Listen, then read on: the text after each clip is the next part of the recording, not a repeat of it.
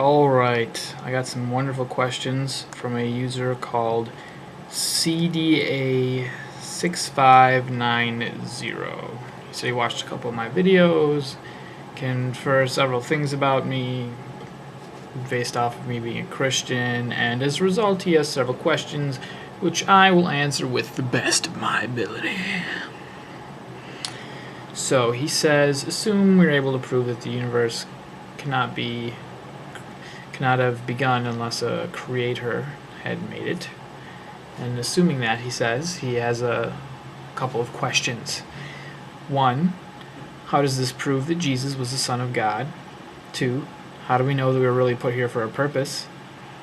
And 3, how do we prove the existence of heaven and hell? These are all excellent questions.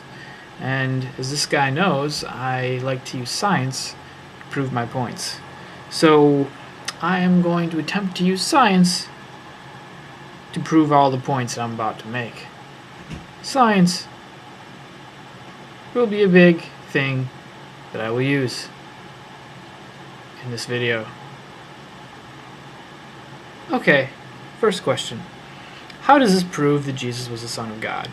Well, you simply take the inverse square law, apply it to the weak nuclear force constant, divide by 3, that's the Trinity, take the square root, and then realize it doesn't prove anything about Jesus. Any reason I have to believe that Jesus is the Son of God stems from the wisdom of Jesus, not anything I can infer about God, which of course is very little. Also, every math formula ever created proves that Jesus is the Son of God. Example, 1 + 1 = Jesus is the Son of God. Go ahead and look that up in any math book ever. Second question. How do we know that we were really put here for a purpose? Perhaps the universe wasn't an accident, but we were simply a byproduct of its creation. Okay, now for my answer to this, just look at all the scientific evidence for exactly how fucking awesome we all are, and then realize we just made that up and it doesn't mean anything. Now I think that God intended to create life, and you could probably reasonably assume that Earth was a purposeful creation, but it doesn't mean we're by any means favorites, unless you count all that scientific evidence for how fucking amazing we all are, which is completely true. Alright, how do we prove the existence of heaven and hell? This made me laugh heartily, because it's so silly. It's so silly. It's so easy to prove the existence of heaven and hell. And let me tell you how. Kill yourself. Killing yourself is a sin, so that'll prove the existence of hell. For the existence of heaven, simply jump in front of a train to save a kitten. Once dead, you can communicate your findings to a person close to you. No one will believe them, thinking they have post-traumatic stress disorder, but that's just dumb. Why would people be so dumb? That's not your fault. Next, he has several points concerning the creation account in Genesis. He says that Genesis says the sun was created after the earth, daylight was created before the sun, plants, trees, grass, etc. grew on the earth before the sun was created. Water was present on earth before the sun was created. Genesis claims all these things. Now, my scientific response to that is for Genesis, everyone knows it is a detailed and accurate historical account of the creation of the universe. I mean, that's been proven scientifically, like, over and over and over again by, like, Einstein and Stephen Hawking. You know, Stephen Hawking's a big religious. He's a religious. All the scientists. Sting's a scientist. The police recently got back together, so that's good news.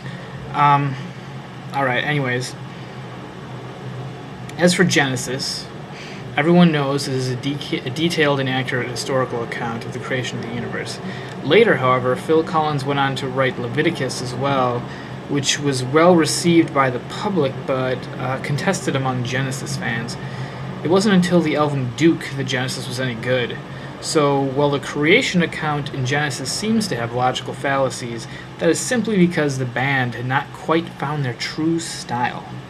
once Genesis got to the flood, which corresponds with the Elven Duke, of course, they finally knew just how to shape the fate of humanity with their catchy, hip, yet mature sound. Now, in various interviews, Phil Collins has claimed that humanity is too simple to understand the whole Genesis account, which is also relevant. And that's all I have to say about that. So that's my scientifical response to these questions by CDA 6590. Very, very good questions. Good questions for you to ask. And I hope I've answered them appropriately. And I hope I have answered them as intelligently as the kind of intelligent that these questions are. Because they're very, intelligent. Like, only an intelligent person would answer those questions. Really, anyone would ask them. No offense. Like, no, there's nothing wrong with asking them. You're fine, you're cool. But only an intelligent person would dare answer those questions. And I have answered them definitively.